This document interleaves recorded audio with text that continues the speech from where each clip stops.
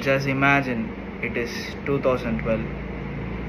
உனக்கு ஸ்கூல் 4 மணிக்கு முடியும். ஜாலியாக வீட்டுக்கு வந்துட்டு கம்ப்யூட்டர் GTA Vice City விளையாட்ருப்பேன்.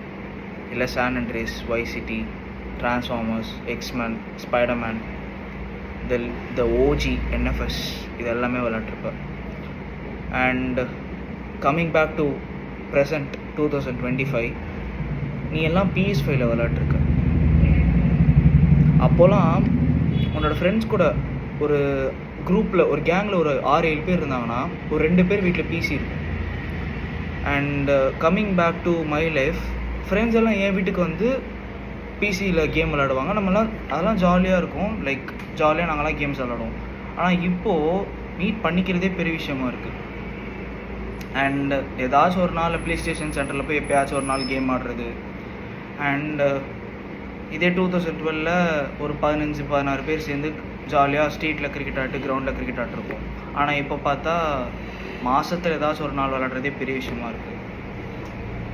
இப்போ எல்லாம் டர்ஃப் கிரிக்கெட்டுக்கு மாறிட்டாங்க. We all are growing faster. I understand.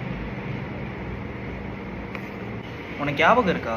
அப்போல்லாம் ½ an hourக்கு 10 ரூபா ப்ளே ஸ்டேஷன் சென்டர். நீ நானும் ப்ளே ஸ்டேஷன் சென்டர் போய் ஸ்மாக் டவுன் பெயின், நீ ப்ராக் லெஸ்னர், நான் ஜான் சீனா, நீ ராக்கு, நான் டேனியல் பிரையன், அந்த மாதிரி எடுத்து ஜாலியாக கேம்ஸ் ஆடிட்டு சந்தோஷமாக கிரிக்கெட் ஆடி முடிச்சுட்டு ரஸ்னா ஜூஸ் குடிச்சுட்டுலாம் ஜாலியாக இருக்கும். இப்போலாம் அது எங்கே போச்சுன்னு கூட தெரியல. தனியாக போலம் போட்டுட்டீங்களேடா என்ன.